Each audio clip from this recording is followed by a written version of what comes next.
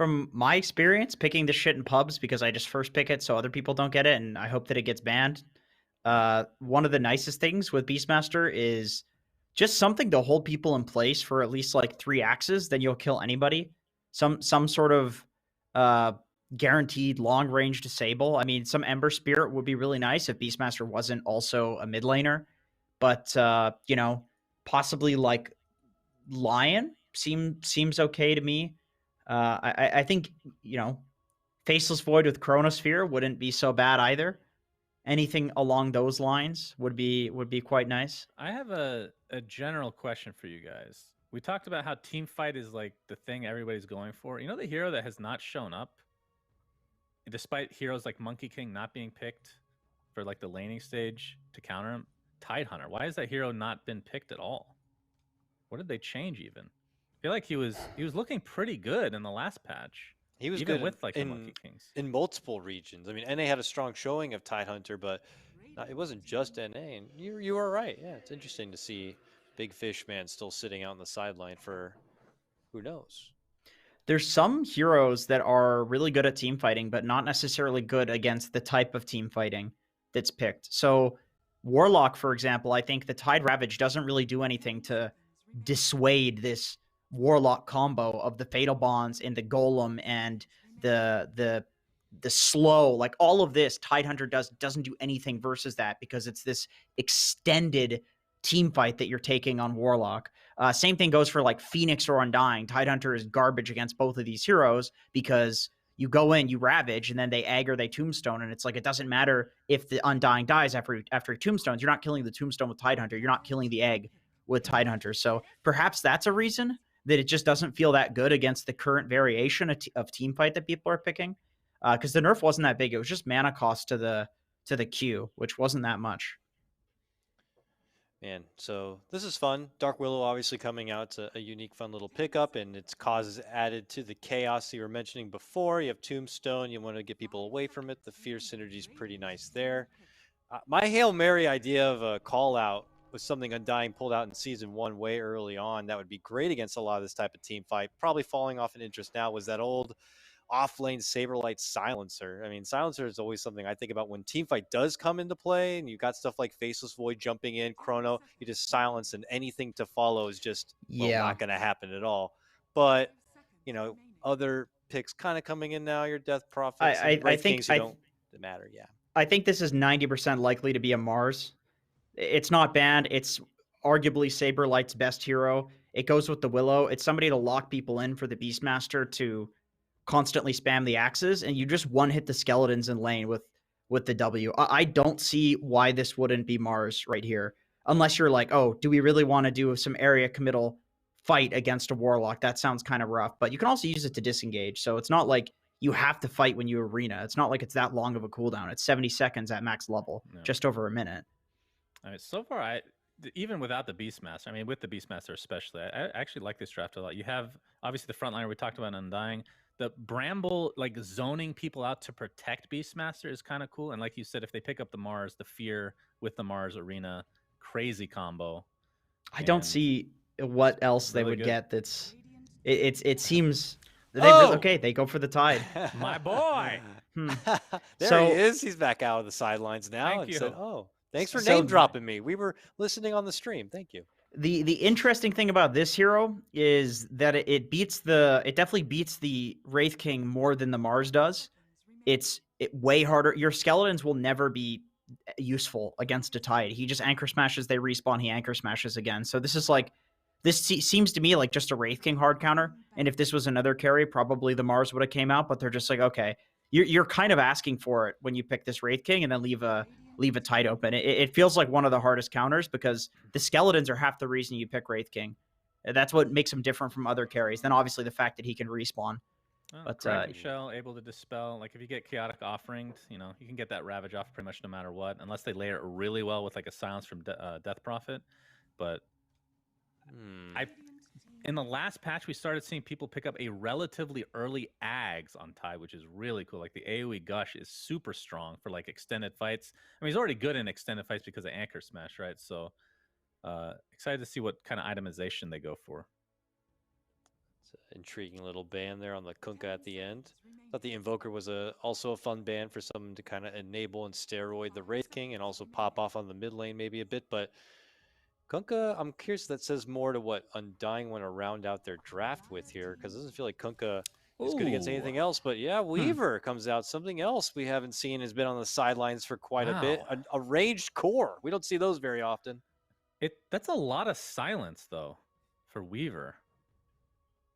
Huh. Yeah, Weaver's win rate's pretty trash in this patch. Even after the buffs, he's sitting at like a 46% win rate in pro level pubs.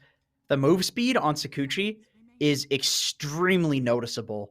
That was like half the reason that this hero was such a strong carry, is that you could never get away from him as a support. Now, like a Death Prophet, who's going to be hasted because of her ultimate, is going to be able to escape a Weaver quite easily. Same with the Wraith King, who has really high move speed. The Earth Spirit, who's going to be rolling away. So I think Weaver's just generally a bad hero, and Undying's probably going to win, but just because they have the Beast. Okay, this is the answer. So this is what people are doing in pubs. The counter to Beast is just being a better Beast. Ooh, You just get mid-lane Ags. Yeah, you get Ags on mid Rubik, and you just throw axes from farther away. It's legit good. Wow. All right. Cool. Well, quick thoughts. I know it's happening real fast, but Suns fan, is it enough to get your vote, or are you just going to stick with the better team in Undying? I'm going to stick with Undying. I think the Swarm is actually, I mean, I don't like Weaver necessarily, but the Swarm that adds an additional thing they have to kill with Tombstone and walking around brambles just to get the Beastmaster. I don't know how you're killing Beastmaster, but maybe the Rubik is as good as you say. Jenkins? I would say draft-wise, I actually think Simply Two-Based outdrafted, but I don't think Annihilate plays Rubik. I've never seen him play that before, and so I would say Undying, just because of that. All right, well, let's get ourselves into a break real fast, but when we come back, we've got Lyrical and we've got PPD on the mic. Welcome back, friends. Game number 2 underway. Undying facing off against Simply Toothpaste. Excuse me, Two-Based. Peter, my man. Toothpaste. Simply That's the Toothpaste. That's the new meme name, right? I like that one. I like the meme. I feel bad, though. I shouldn't say it on the broadcast. It is Simply Two-Based. You know, I kind of wanted to get your opinion on this. Like, you've been through a lot of patches. You've been through a lot of drafting. This Beastmaster Axe thing, when you see something like that in a draft, do you ever wonder, like, should we just not let this through? You know what I mean? Yeah, it's a pretty popular band for a good reason. And Panel talks extensively about it. It is very, very broken, but they do have the Rubik, which is an answer, right? You have the better Beastmaster is the idea. Beastmaster has a huge timing with Aghanim Scepter and Wild Axes, and Rubik will look to kind of steal his axes and have the same timing, but even better one. She has way more cast range and does more damage with the axes, and no cooldown as well once Rubik has his Ag Scepter. Right. And I guess the other thing too is the cast point. Isn't there kind of I can't remember what the cast point's like on Wild Axes. I feel like it's kind of a little bit of one, but Rubik obviously. Yeah, I mean Rubik won't have one, which is nice, but it is a little. It's not terrible for Beastmaster, but okay, it's pretty OP. Already getting to eat them a little bit for Annihilate. Not nearly as painful in the early goings, but can make it a little bit easier to CS compared to this Rubik here as well. Although Annihilate comes on out with the deny at the start, not bad. No, Rubik's a really good last hitter. Has like really high intelligence and damage, and then also Fade Bolt reduces your opponent's damage, so it makes it that much easier for you to contest. Rubik's generally always have like a pretty good early game. It depends on like the runes and the rotations of if they kind of fall off or not. They really want to get active and get some kills. Okay. Well, it's something to watch for sure when we get around to that 6-minute mark and we get the real runes spawning. As far as the other lanes are concerned, already Flea in a lot of trouble, and Tomato's right there on top of him. He took the Boulder Smash level 1, and Flea, he's going to pay for that one. One more punch comes in. Tomato gets the kill. Yeah, Undying is a pretty beast of a laner for Earth Spirit to deal with, and misplayed that one for sure.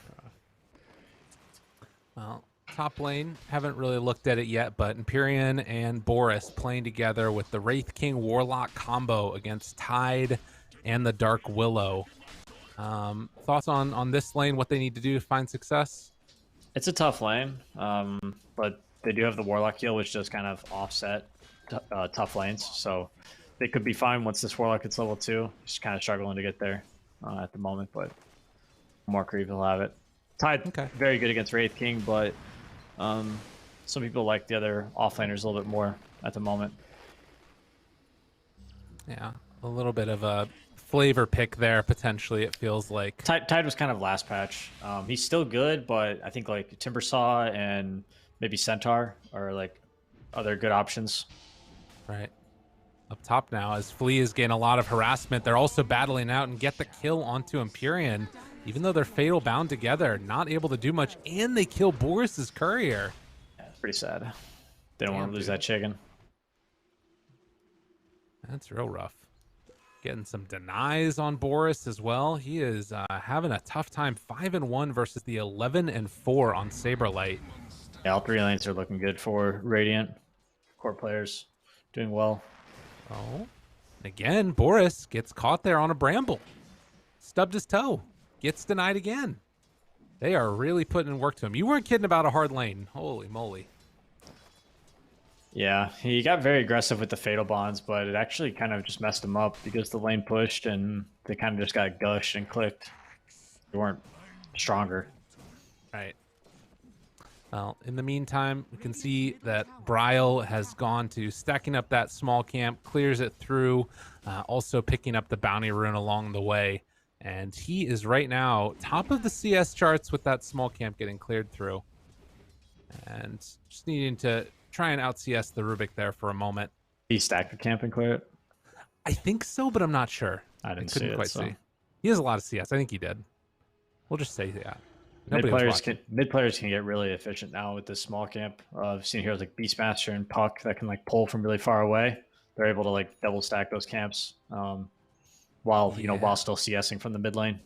And here it is, yeah. This boar right here. Does he get both of those? Oh, it's gonna be wow. All right. There it is. And once he gets Ags, or I think even before Ags, he can do the hard camp. Right, just kind of spam it a couple times. That's gonna be a little bit nasty. I feel like we need to nerf that. Oh, Beastmaster is. I mean, there's a nerf coming, but it just depends like how fast Valve decides to put out another patch. Right. So for now, most people are just banning the hero. Yeah. But I mean, we'll see. You gotta wait and see the Rubik. I feel like maybe you haven't seen it before, but it's quite strong. Yeah, I haven't seen it before, to be honest. It always just gets banned whenever I see the Beastmaster. So I'm excited to check this out as a potential answer. At least in the meantime, they're still struggling a lot up in the top lane. Although Wraith King's farm has gained a little bit since we last looked up here. Yeah, Beastmaster might just like farm. I think he farms a lot faster than Rubik in a more like stale game, because he can just go power clear stacks, whereas Rubik kind of needs to like rotate and get kills and stuff. So if they're also losing their side lanes, it's going to be pretty hard for Rubik to make plays on those side lanes. Mm-hmm. And then Beastmaster might just be like insanely farmed and hit his Ags way before Rubik's Ags. And they might exploit that timing and get a Roshan, who knows. Sounds like some snowbally stuff. Yeah, for sure. And it just depends on how active they get once they get the Ags, which I imagine will be very active. Though the Axes are also incredibly good for clearing Roshan, or for killing Rosh. So, even if the opponent doesn't want to fight you on your item timing, you can kind of just force the issue or just get a free Rosh. Right. Yeah, it's a serious problem. And that timing is going to be difficult to beat. Monkey's forever down bottom. We haven't talked a ton about him as Inelli gets the bottle refilled. Already level 5 on the DP. Had an okay time, and maybe playing around that exorcism could be a good answer. Nobody. They didn't check the bottom rune, so dude was just going to pick up that regen. Ooh. Rubik did have a bottle refill from Earth Spirit, and yeah, it looks like they just put a ward in the Dire's Triangle. They see the Ancient stack. They probably don't realize how big of a stack Bryle on the hard camp he had farmed just now. Flea just comes in and takes the bounty rune. He's like, okay, why not? Boar's going to chase him a little bit. Up top, though, trying to take down Empyrean. Saberlight and Moon make the play, get the kill. And they're going to bring Earth Spirit up here, but I don't know if this is going to work. Dubu's also made the move. It's just following Flea around, being a butthead. Yeah, nice item build from Moon Meander here, buying the Ring of Bacillus if you're a 4-player watching. It's a very, very good item to give you and your ally mana regen in lane. Super meta right now. just more and more spam to harass the carry with. I like to see it. Flea, kick back there onto Moon, stealing now that Cursed Crown, walks away, tries to chase down Bryle, hitting with the big axes. Secondary Cursed Crown thrown this time, Fatal Bonds onto all these heroes as well. And we'll see how this goes. The Tombstone's already been used, and Undying are just going to retreat back to their brambles. Yep, they're pretty happy just to defend their triangle and keep farming. Another pushback from Flea, though. Got to be careful. Brambles laid down again, but this is all just buying space for Bryle to get the farm, and he's taking that Ancient stack right now. Yeah, that's why I wish Dire would place more emphasis on the power runes. I feel like these would really enable Rubik to, kind of push the map, but he's kind of just like missing just a little bit of strength. Ooh, trying to steal these Ancients. The axes are still going, though, and he's getting more of them. Now let's take a look at the net worth. Roll wants to get in. Boris is showing up. They brought everybody. They brought them all. Tomato, though, I mean, he's got to be a little bit careful here. It's the Ancient stack. Here we go. Stolen Sakuchi. They kill off Undying's courier, but still that Ancient stack is going down. The long-range axes from Bryle. He picked up a keen optic along the way. He's down super low, kicks through. He gets the Ancients, but dies in the process. Yeah, he's still throwing axes at the Ancients. It was like he was trying to like sneak them on the side, but that was sort of the objective they were coming for. And nice play from Dire. I mean, I wasn't sure how that was going to go leading into it.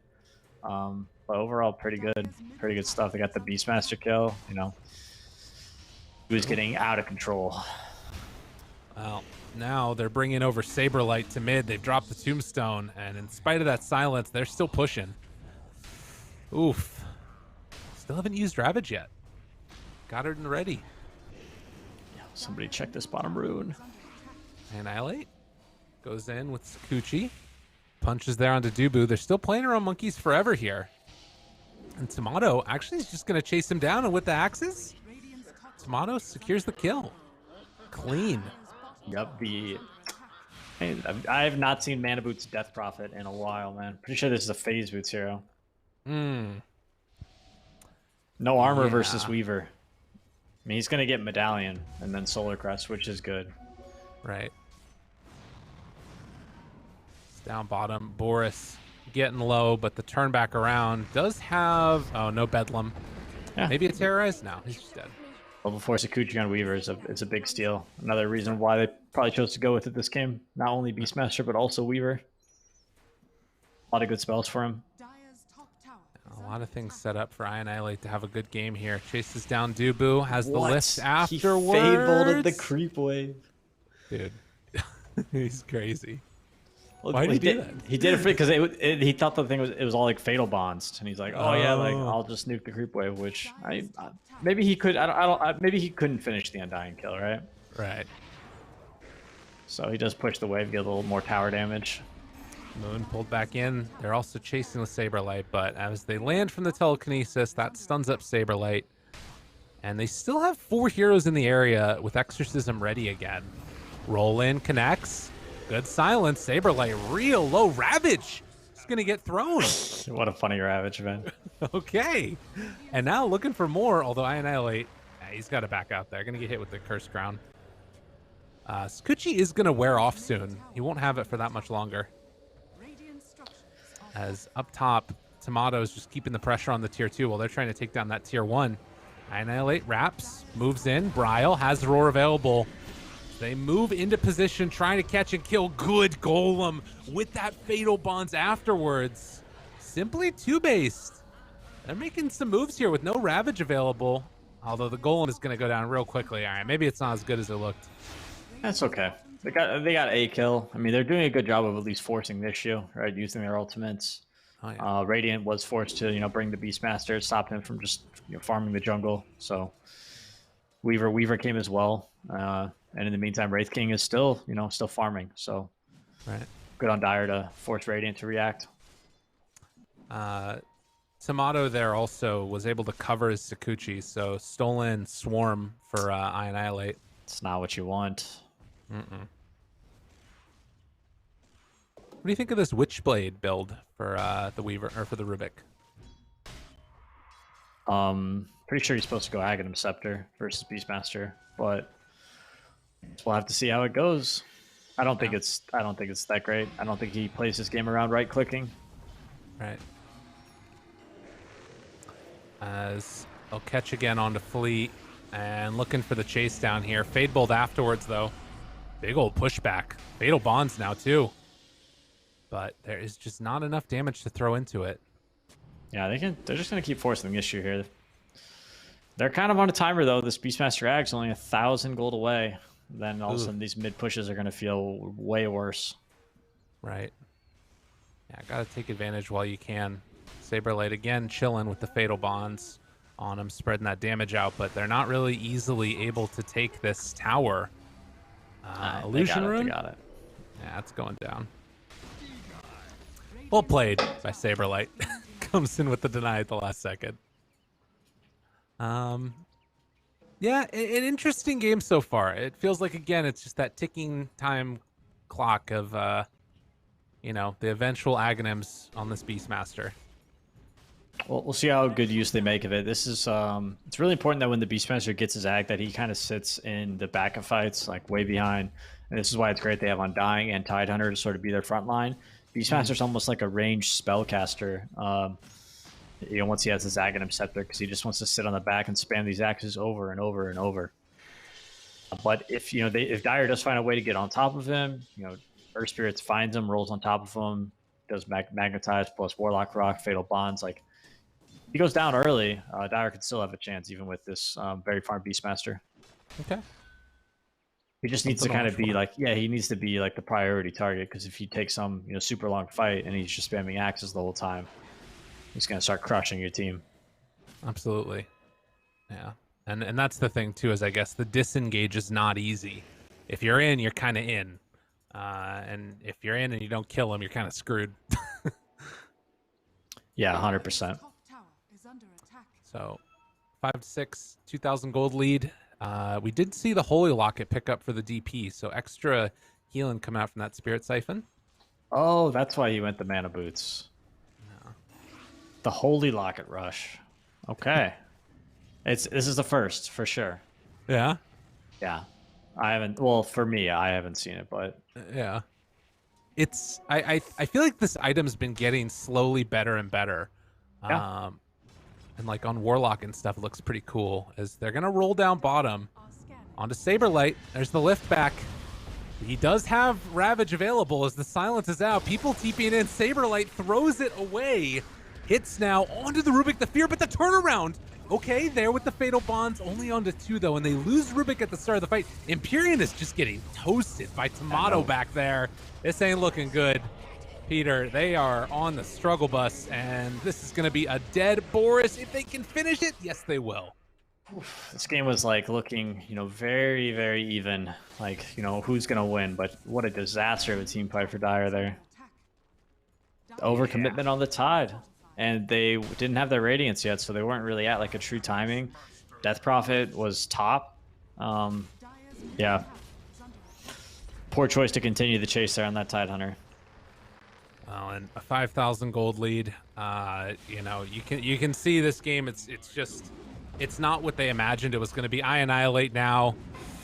Got to be careful. Stealing some axes, but no Aghanim Scepter for I Annihilate means he is going to fall with one more swipe. No, able to live. Okay, Shadow Word coming in clutch there. It's a little bit of heal. Got the Fairy Trinket as well on the Beastmaster. Ugh. Oh, he should get the Keen Optico. I think it's better. Yeah. Actually, maybe not. I don't know. Fairy's Trinket is also quite good.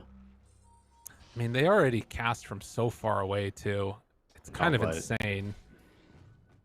You want it further? Yeah, further, it's always better. More range is always good. Yeah. Like saying, playing Shadow Shaman or, you're playing Sniper, right? There's no such thing as too much attack range. That's true.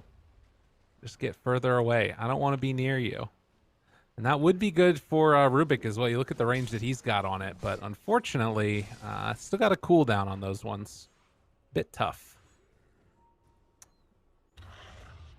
But he's going for BKB next. I mean, I can understand the need to stay alive, but it kind of hurts. Skipping the Ags, major mistake. She'll take down Empyrean again, down bottom. Yeah, it's a tough looking game right now for Simply TOOBASED. And they do have a Blink Dagger done next on the Beastmaster. So a little bit of escape, a little bit of everything now for him. Yeah, Rubik will probably just be his priority target. Now it turns into, well, usually with the Rubik has Ags, usually he has it around this point. Rubik kind of becomes the target for Beastmaster with the Roar. Right. Doesn't want to give the axes unless he can maybe blink Roar the Rubik. So he stays out of the fight until he sees the Rubik. You know, blinks, roars, kills the Rubik. Then he's free to keep casting axes and doesn't have to worry about them getting stolen. But that's the thing is now if the Rubik steals the axes, it's not really that big of a deal because they have an 8-second cooldown. Right.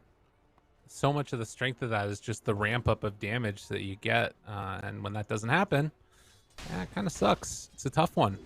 Yeah, it's okay, but yeah, you're exactly right. Like, it's okay, but the farm priority that you put on a core Rubik, it's to get him the Ag so he can, you know, spam it. This isn't really a counter to Beastmaster at this point. Yeah, he's got it actually queued up now, so he switched over to it. We'll see if he can get it in time.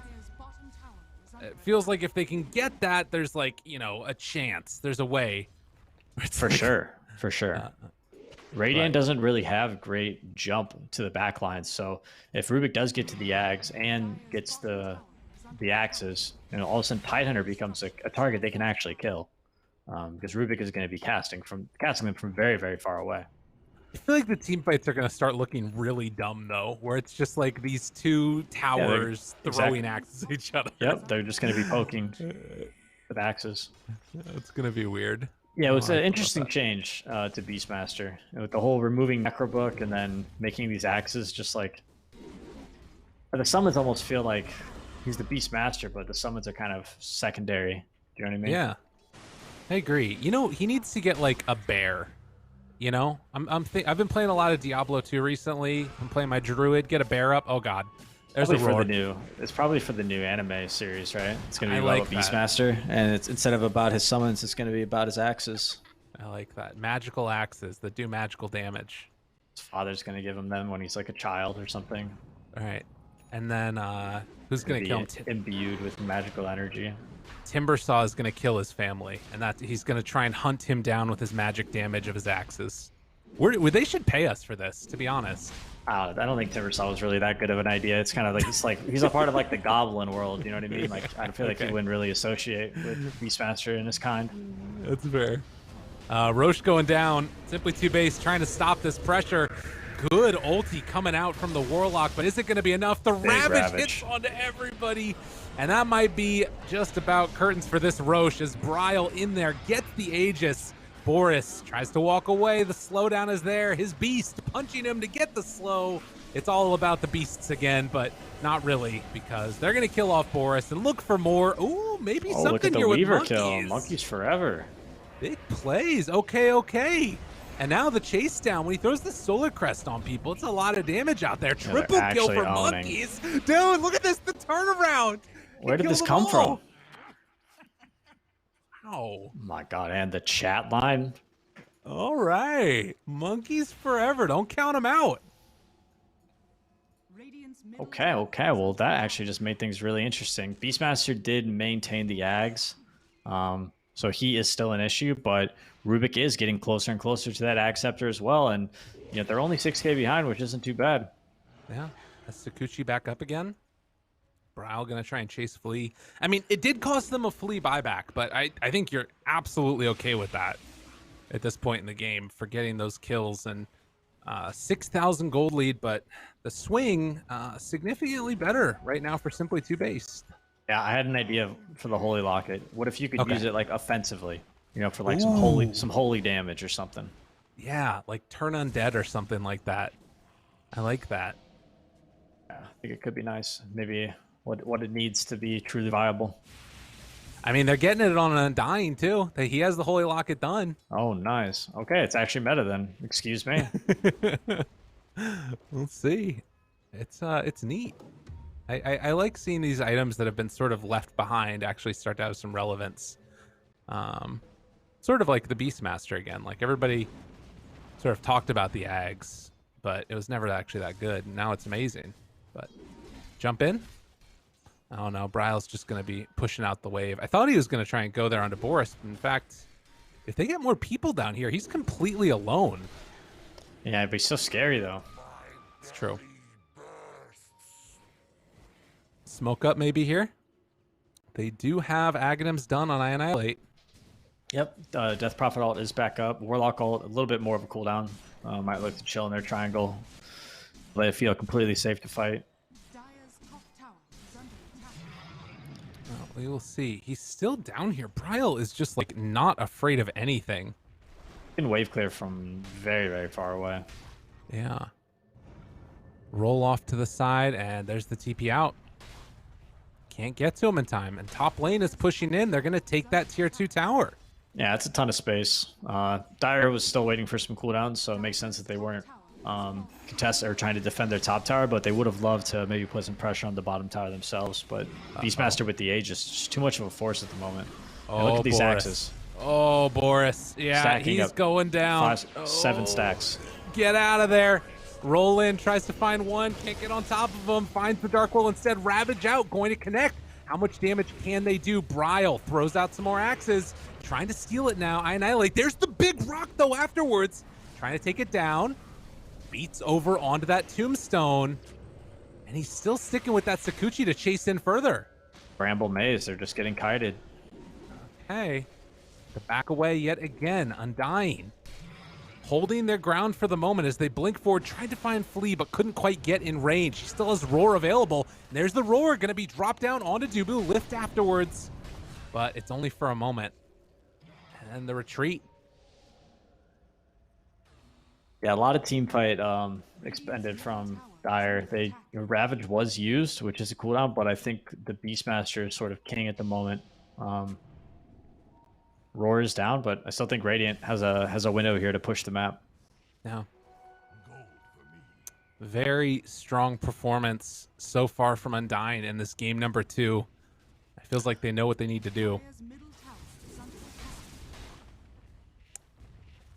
Yeah, I feel like maybe it wasn't the best strategy from simply TOOBASED to take a shot at 2 of the most broken heroes this patch. They were like, all right, game 1 we'll try and beat Puck. Okay, shit, didn't work. Okay, game 2 we'll try to beat Beastmaster. Okay, it didn't work.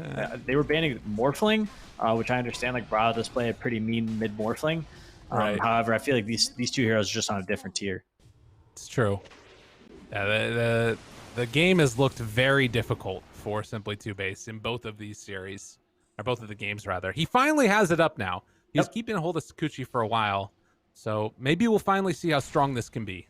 He's got wild axes and the Ags now, so he is officially online. If he gets to sit in the back and cast spells, and Radiant doesn't respect that, they could win a fight.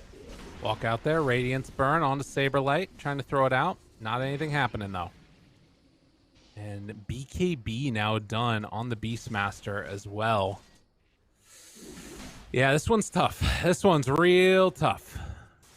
How are you going to burst that guy now? I don't think they want to try and break high ground. They were hoping maybe they could take a fight in this bottom lane on the low ground, but Radiant just being too smart. Right. Well, moving up. The DP is behind enemy lines at the moment. Pull back now on the Saberlight. They want to go high ground versus this tombstone on the cliff. No. No, it's impossible. That would be a disaster. But at the same time, Boris is getting some pushing. Boots of travel bottom on the boar. Nice play. Axes go out, Roar, but the silence. Illusion Rune takes it off. My God. Happening. He's going to roll in. They want to fight this one. Dire's nowhere. They're in a terrible position for this fight. What just a TP in on the Boots of Travel. The Tomato going to be able to run down Flea, but Flea gets the TP out. They lose Boris for nothing there. That one hurts. Nice play from Bryle there. Kind of just called them out on being a little too split up, and Dire was trying to get around them so they could keep farming and pushing this bottom lane as Radiant was kind of camping their high ground, but the boost of travel on the summon. And Empyrean here spots there's an observer ward. Very quickly they're going to be running him down if he can't get out of here in time. I don't know if he can. Yeah, that's a problem. They TP'd over on Tomato. He's done. Damn. He's done. Undying looking very clean in this game. I don't think that they've made that many mistakes. Yeah, but I mean, to me, it just seems like we just walk back and forth across the map. I feel like Dire once again just cannot fight you. Yeah. We've got no real jump to the backlines for this Beastmaster, and it was the first big hero in the draft. So I feel like a huge drafting mistake from Dire here. Right. No real answer for this Beastmaster. I mean, they did try the Rubik, right? That's true. First Spirit getting gone on bottom. It looks like he's in some trouble. Well, he already tanked to Terrorize, gets hit by the Curse Crown, rolls out away, trying to get out of there, kicks away Moo and Flea, doing everything he can to try and live. Stick charges. Is there anything left? No. Flea eventually goes down. Some space created. Yep, they get to come out, take their outpost for a second here. Oh, with the bots. Oh, no. No. Round 2 of this. Do they even get 1 minute's worth of XP? I think that they're going to. Oh, no. They're not even going to get a minute's worth of it. As just in time, they managed to. Tomato goes for the time lapse out. Okay. Cooldown. It's it may not matter, but it could. Yeah, that BKB a little bit as well for about a minute or so. Roche is actually going to respawn in 30 seconds. So that's a quick Roche respawn here. Yeah, probably what Radiant's waiting for before they try to force the issue high ground. Get an Aegis on maybe Weaver, since he's I think he's your building hitter. It does have the Ag shard on Tide Hunter, so he can help. Right. This to me feels like classic Dubu. It's like almost within seconds of the like minimum time that Roche could respawn. And he's just like, I'm going to chill in here till it comes around. Oh, no! Don't do it right then! Dubu, don't leave! Oh, it's a quick respawn! Oh, you got greedy. Actually, had to go stack. It's actually kind of annoying that you can't check it with your courier anymore. Now it's just like the 5 positions job again to just sit in the pit. All right. Up top. Going now. On to Flea. Able to find, able to kill. Our Spirit dead, and now into Roche.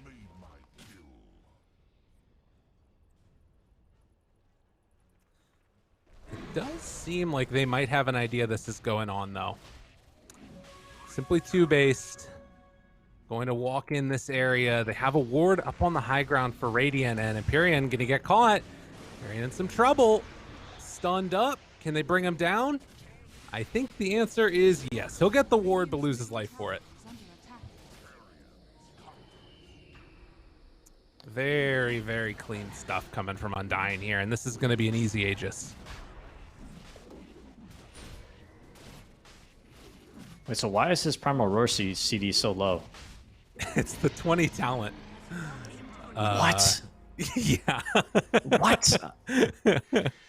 What? It has a 35-second cooldown at level 20. It's pretty insane. All right, Ice Frog. I was trying to like, does he have an arcane rune? Like I was trying to figure this out. I'm like, this hero's absurd. I was like, oh, he used the Roar and Earth Spirit, but you know, it's only on cooldown for 40 seconds. You know, it's almost up again. It's pretty redonkulous, to be honest. And he's about to be able to use it again now. Jumps forward, roars one. Didn't BKB there. Has the cheese still in hand, but building up those axes. BKB comes out. Oh, hot damn. That damage is insane. They blow up the DP. She's going to come back in a second. Meanwhile, Warlock ulti going to connect. Not bad. Can they find any more here, though? Tries to chase Tomato. Ooh, goes for the time lapse away. Flea kicks back one. Able to catch on to Undying. Roll in afterwards. That's going to be a dead Dubu. Yep, got the Rubik in the back lines with the axes doing a ton of damage as well. Okay. Radiant realizing that quickly they needed to get out of there. Yeah, kind of neat. And with this psychic headband, look at the range on the Rubik. Oh no, this is like this is impossible to push against. It's so big. They need to wait for axes to go down, and then Beastmaster needs to not use those if they want to try and push high ground. I like that idea. Yeah, unfortunately, the Aegis, I mean, the spells last so long, the Aegis might be out by the time these axes run out. Do you think that they do just wait till the axes run out? I mean, it's like a, 5-minute duration? Can you... Yeah. Can you, I mean, that's... I don't know if you can. Your Aegis is gone at that point, and maybe you're waiting for the next Roche. I hope that's not the case. I think so. We'll see. I mean, Undying, they're backing out. I mean, the other flip side to this is that they can just keep the pressure on and not let them farm anywhere on the map too, if they want to. Yeah, I mean, they've been doing that all game. They've been doing a really great job of just catching Dire when they're not together, pushing out, and you've seen the net worth lead just increase for Radiant the entire time because of that. And they haven't, they've had some, they've had some deaths, but I wouldn't say they haven't been team wiped yet, right? So they've always done a good job of at least like cutting their losses. Right. Well, and there's some answers that they have now. You got a Yule Scepter on Monkeys. Arcane Rune for Beast. Oh no. Okay. All right. Let's see the cooldown on this Roar here. Silence tries to get away. Does have Blink back up soon, but can't get there in time. Please away. All right. Bit of a misplay there from Bryle. I think he could have popped the BKB, gotten that kill if he wanted it. Maybe he didn't want to. Yeah. Good plays from Flea though. Nice silence. Roll out of there. Okay, he's got an Octarine now. With the Arcane Rune, 24-second cooldown on Primal Roar. The Roar cooldown is very short. However, that's like negative synergy with the Yags, right? That's true. That's a good point. Can't reduce the cooldown past 0. So maybe a little bit of lost value there. I could see that. But what else would he get? Right. Well, and you look at other things here, like the Hawk, for instance. It's down to just a very low cooldown as well. So he's got like unlimited vision around the map and stuff. Thought about a stun there mid by Boris, but realized that's a bit of a non-starter. It's just really hard for them to walk up this hill, I think. Jump forward, Ravage. Okay. Catches on to all of them. Get out of here, Rubik. That's the answer. Good kick away by Flea, though. And that keeps Annihilate alive. And now they're in deep. Are they in some trouble here? We'll see. Boris still very low. Monkeys gets hit by those brambles. They're able to force them back. Ravage down. I guess that's the answer. That's the high ground breaking potential, but it didn't work that time. Yeah, it was a good attempt. They saw the Rubik, right? And they said that's really the person they need to get to force high ground. Unfortunately, or I guess fortunately for TOOBASED fans, he manages to live there, so the game will continue. Again, a good play. Warlock gets the Glimmer Cape out. Earth Spirit able to kick him away. Some good answers so far. And a lot of these TOOBASED heroes do have, like, BKB now done for Flea. Like I was talking about, that Yule Scepter. Wraith King doesn't really have anything, but I guess he has a second life.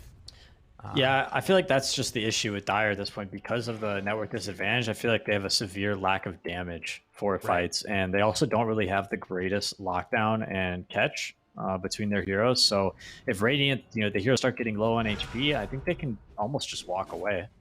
But Beastmaster getting caught here. Uh-oh. Maybe not. BKB down. This Axis thing is so dumb. That's pretty silly. Dota's like that sometimes, especially early in patches. You're just like, okay, this was obviously intended. Do you remember the comeback patch where like Venges would like intentionally feed a bunch and then like give away gold and then they would come back again? It would all come back to the cores afterwards. There were a few patches. I don't know. It maybe sounds vaguely familiar. Are you just saying this? Is this like your vengeful spirit? I'm not feeding it's strat. Like random. Exactly. That was just me. It's a problem. I see. Fleet feared does have BKB, but drops before it really ends up mattering. They back away as the two supports are down. Got to be careful about that jump now. Rubik's still alive, so it's fine. Yeah. Does have Ravage up in 12 though, so he could attempt a similar play. And there, like you said, there's no Earth Spirit to save him this time. Although Fleet does have buyback. Let's see if they can bait it out of him. Yeah, they're just gonna glyph and chill, and jump forward. Roar's there, trying to force that buyback. Boris backs away, and they hold on to it. I like 280 tower damage. It's pretty good. Oh no, they have backdoor protection up. Saber, like, get away from there. It's not safe. Yeah, no more Aegis on Weaver, so they're trying to force the issue, but it looks a little dangerous. Veils out, keeps on throwing it. Bryle, Roar, BKB got off in time though. That's gonna keep him alive. Now Now Bryle has to back out. There's the Here we golem. go. Drops down onto both of them. Maybe a chance with the kickback afterwards. Not bad at all from Fleet as the chase down will continue. Monkeys. Good amount of damage, but not enough yet. Saberlight Ravage is ready. Waiting for those BKBs to wear off. Thinking about a rego. Although they still have Exorcism working. Yeah, I don't know. This is a little spooky. We'll see. They're chasing still. Ooh, almost able to catch there onto Bryle, but not quite in time. And the turnaround Ravage connects onto 4. But do they have enough? I mean, the Axis damage isn't really coming out. Annihilate goes down. No buyback on him. Undying want to make the most out of this if they can. So the chase is going to go now on to Monkeys. Doesn't have that much left in the tank. Wants to take him down, but the cheese comes out. And the cheese from the Beastmaster as well ends his life. Quick little tip over on the other side. I think they're going high ground. I'm not sure how Holy Locket really helped them there. I'm not going to lie. That's fair. Oh, almost catches. Had the roar up. Couldn't get in range. And they do have creeps coming soon. And that could spell the end here for Simply TOOBASED. Yeah, I managed to catch the Rubik there. That was the big target. That's what you want to see. He's in Boris trouble now. still has reincarnation. Flea rolls back the other way. He's trying to put his twinkle toe shoes on, and we'll be able to back out of there with the BKB. Glimmer coming out afterwards. And Love this. I love this. The ag chart for Weaver. How it doesn't break on Invis anymore. Oh yeah, It's really, really nice. No more Glimmer Capes. Used to be such a hard counter to Weaver. it's true. One way that makes the hero a lot better for sure. And another round of Fatal Bonds out here. Annihilate does not have Axes stolen, but should be able to get it without too much concern as long as he can get in range. Upheaval out there. They're trying their best, but I think Undying came to take Rax and they're going to get it. Oh I wonder no. if anybody in their team is like, Beastmaster looks a little OP. Maybe we should have banned this one. You know, it's the game to try things, right? You're playing against some of these top teams, try and work out your ideas, realize, okay, yeah. Maybe they could have worked out earlier. You're right. I mean, if you want to go to the major, I mean, Undying is the least of your worries, right? You still have EG and Quincy crew as well. That's true. Flea gets taken down by Bryle. Boris gonna get chased a little bit here. Still has reincarnation back up, ready to go. As they will find the stun. Saberlight in some trouble. Gets heal coming from Dubu. That's a good Holy Locket. And now the turn on the Monkeys Forever. Yule's Scepter gonna lift that man up. Fear comes out afterwards. Not gonna be able to survive in the end. As one by one they fall. No Exorcism. Going to be very hard to defend here. Rubik does not have axes. It's a hard life for Simply TOOBASED. Jump in, Ravage. Gonna connect only onto one. Did he steal Ravage? Doesn't quite get in range there. Doesn't matter. Stealing Call of the Wild Hawk. That's a fitting end for this game, as I believe Undying are about to take it. Rough stuff, Peter. Good try, and I think they had a better draft this game than they did in the first one, so improvement. But, I mean, the better team won. That much is obvious. Yeah. Getting fountain farmed by Beastmaster never feels good there, so they will GG out. Yeah, and I guess you talk about, like, you know, better team, the sort of play that they had. It also did just feel like both of those drafts were kind of out drafts, which I guess goes into being a better player. It's a combination of a lot of things, just better practice and more seasoned team. Close, but Dyer's, you know, moving up from Division 2, still lacking a bit here in Division 1. That's fair. They put on a couple of good performances earlier. I think that they took a game, if I'm not mistaken, off of somebody as well. But obviously, the big determining factor is who takes those series and where those end up. So Peter, seeing Undying play, watching their sort of movements on the map and drafts and stuff, how are you feeling about this team as a whole going further into the series? I know you already did some of your predictions. We all did, but sure. Has anything changed in your mind off of what you've seen here? Oh, for sure. This is another series where I think Bryle is playing like very meta mid heroes and not really like leaning on his, you know, carry mid style. And I think that if they can continue to work that way and let Tomato be the actual carry, I think they're going to continue to do well. And Puck and Beastmaster are super popular mid heroes right now, and they're also being first picked, and he's playing them super well. So that's very, very good for them. Yeah. It's good to see. I think that, like you're talking about, there are times last season where it felt like they were sort of relying upon that, and that I guess maybe even more than just relying upon it, that they were limited by that, which good teams are going to take advantage of. Your thoughts? You know, we've seen Simply Two Based. I feel like they've kind of shown that there's some solid play there.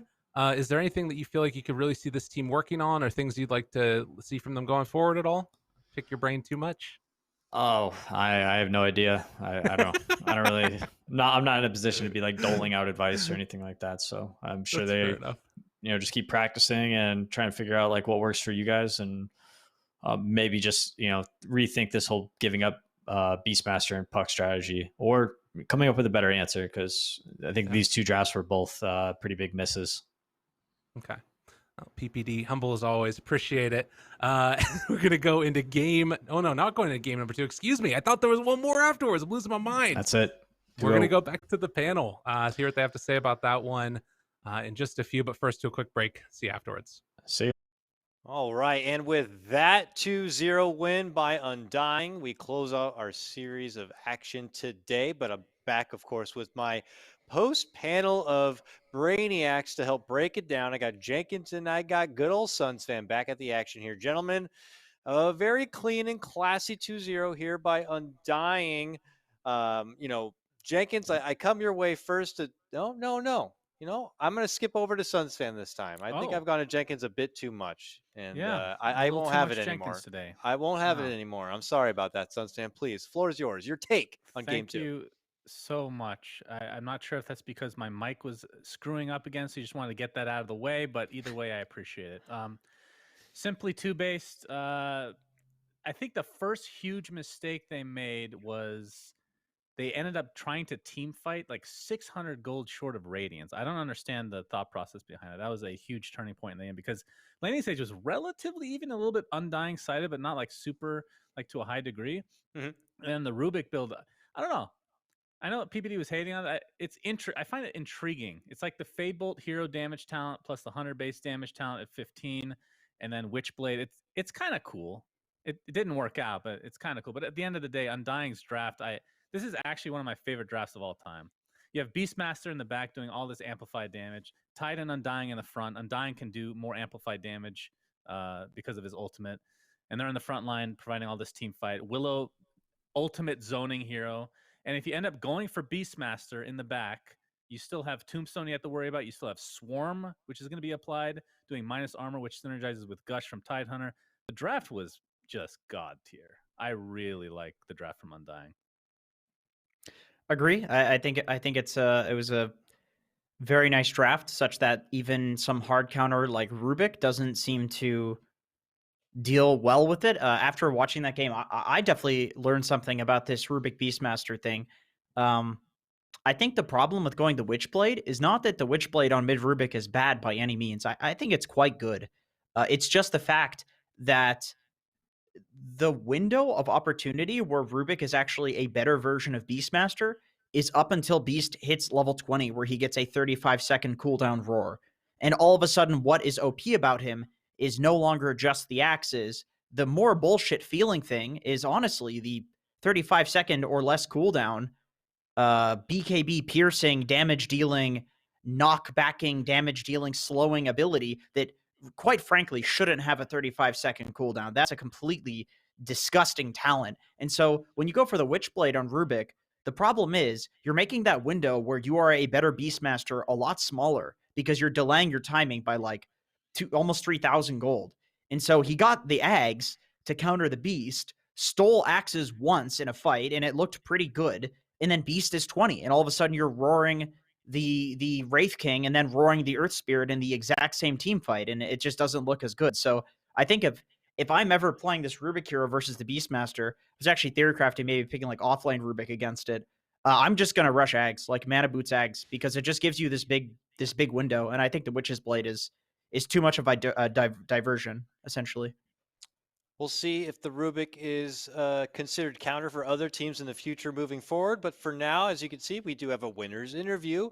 And it sounds like we have no other than Tomato, who's going to be joining us on the mic. Tomato, congratulations and welcome to the broadcast. Hi, how's it going? It's good, my man. It's good to see you again, and good to see you winning. And I want to ask a couple of letter grading questions here for you.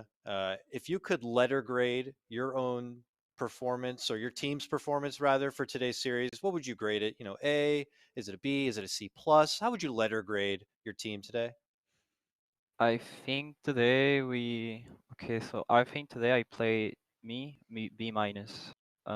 B minus. Okay. I think the team that we played B or B plus. Okay. Uh, B plus. yeah, All right. I think Fair enough. maybe If I'm you just could like a letter rough teacher, man. I grade, don't know, but if you could letter grade the bullshit that is Beastmaster, what would you say? Is it an A plus or is it A plus plus? Or what would you A actually plus genuinely plus for think? sure, man. Okay, I fair hate enough. I Fair enough. personally I really hate the Beastmaster. I hate when like stuff like there's always something broken in the meta, right? Like new patch, people try things out, and then there's this thing with like some hero just spamming Q and throwing axes. Like, come on, man! Like, it's just so brainless. I hate it. Yep, But you but pick it because like you want to win. So it's there. You got to ban it. You got to pick it, or you don't ban anything. You take the best fruit that's available. We get it. We get it now. And I'm sure you get. We got Jenkins and Sons fan, which means you're going to be put to the test now by the most intellectual interviewers you've ever seen. So let's send it over to Jenkins now. I have two questions. I will have one mulligan after Suns fan completely asks you something stupid. I will bail that out. So everyone talks about these newer teams, like you guys just formed before season 1. You guys like basically just formed. Everybody talks about these newer teams getting stronger over the first season and how it's been a good like practicing grounds for these stacks. And I'm wondering if you could tell us like what's something that you learned as a team over the first season that maybe you wouldn't have if you hadn't gone through that meat grinder? I think something we've learned as a team that's helped us a lot throughout season 1 and 2 is that I think we've kind of gotten more time to know each other and how we approach the game. And I think in Dota is very important, specifically now, like 2021, that the 5 players are aiming for the same thing, that they're going the same direction. I think, for example, the good games we had last season, it happened when we all connected. We knew exactly what we had to do to win, and each player knew their exact role in the game. Right now, we're still testing stuff because it's a new patch, but we definitely know more each other, like our strengths, our weakness, and I think it shows. I think despite not performing very well the past matches, like this one and the one before, I think we feel a little more solid. Like before, it felt like we could lose. I think we dropped the game against Zoomers, and it felt like we were gonna get 2 out stomped. But right now, I feel more solid because we got more time to adjust to each other's brain. Cool, that makes sense. I'm sorry, you said you had a mulligan, Jenkins. No, but this will be for after you complete embarrassingly Okay, well, fuck up this question. I only need one question, Tomato. We've heard a lot about the dynamic between you and the team. I'm wondering, because we don't get to listen to comms and whatnot, does Moon Meander? He's known for like these motivational speeches, right? Does he do that in the team dynamic as well, like before drafts or before games, things like that? Is that actually a thing? I mean, he's getting a little older. The man. He doesn't do speeches that often anymore. But when the team needs it, he will drop it. He will do it for his team. And Nice. sometimes he talks alone, which sometimes I feel bad because like our team has a lot of emo players, and I'm sure you know what I mean because you play Dota. But an emo player is like emo core, it's like anime picture. I'm dead inside, and so like sometimes we're a bit quiet, and like Moon's just like, for example, game 2. Uh, he was like, I'm just gonna delay the Brit Muller ban. He wanted to ban Brit Muller against Monkeys Forever. I mean, you guys know this guy, crazy Brit Of Muller. course. And he's like, I'm just gonna delay it, guys. He's like, this guy thinks I'm not gonna ban it, and I'm gonna ban it. And he's just talking, like no one else is like saying anything. And I kind of like, I'm laughing, but I'm not really participating. But he's a cool guy. He's a funny guy. He definitely helps to like lift the team spirits for sure. Cool. Oh, that's hilarious to hear. Thank you for that bit of insight. Jenkins, did you have a All right, final back pocket? All right. Yeah, my final mulligan. So this one is, I guess, more specific to you rather than your team. But for me, watching Thunder Predator and EG and Quincy play at the major definitely made me rethink the way that I think about our regions, SA, NA. Like we're basically a combined region at this point. It made me rethink a lot of things. I'm wondering, like, if there if the performance of our regions at Singapore did anything for the way you think about Dota. Like, do you respect our regions more, or did you already? And like, I was the type of person that wasn't thinking five-head enough about our regions. It's definitely nice to see the improvement for both NA and SA region. I think it's nice to have this performance at the major and realize that all of this effort that we put playing pubs, playing scrims, testing out different teams, and all of this stuff that's like part of the scene, and that is paying off. And the region had its own concept of like picking a strong carry and having a lot of team fight. That was like South American meta, and it's nice to see that now we can come up with our own ideas, go to LAN tournament and perform. I think it's been like this for a year, but it keeps like becoming more like obvious for the rest of the world that every region is now competitive. Now it's not Yeah. like before it was like, oh, the South American slot or the North American slot, free win guys. No, now you Yeah. gotta respect each team. And I hope everyone realizes that at the major, that you can't just like avoid these teams, Yeah, you have to do research. We're not just like copying people anymore. We're going to beat you if you don't research us, basically. I wouldn't be surprised if there was not the given respect. Come around for second major. We'll have to see if you're going to be a team to attend that major tomorrow. We're looking forward to see you guys play the rest of this league. Always entertaining to watch. Thank you so much. Best of luck. And, please, everyone, hearts in the chat, send love to Tomato. Take care, my man. Thank you. Thank you so much. Always great to hear from him. Always great to hear from Undying, the B grading performance. I like this Kermit the Frog. I meant to call out cool Kermit the Frog in the background. He has some cool stuff. I don't know why I'm always looking past the player, not even listening to him, being like, what the hell's in their background right there? Like, I got this sick ass XPG laptop in my background. Wow, very nice. Well, Tomorrow's got the Kermit the Frog, so shouts to them, of course. As you can see, Dakota can't turn it off. He just sees the opportunity, he has to take it.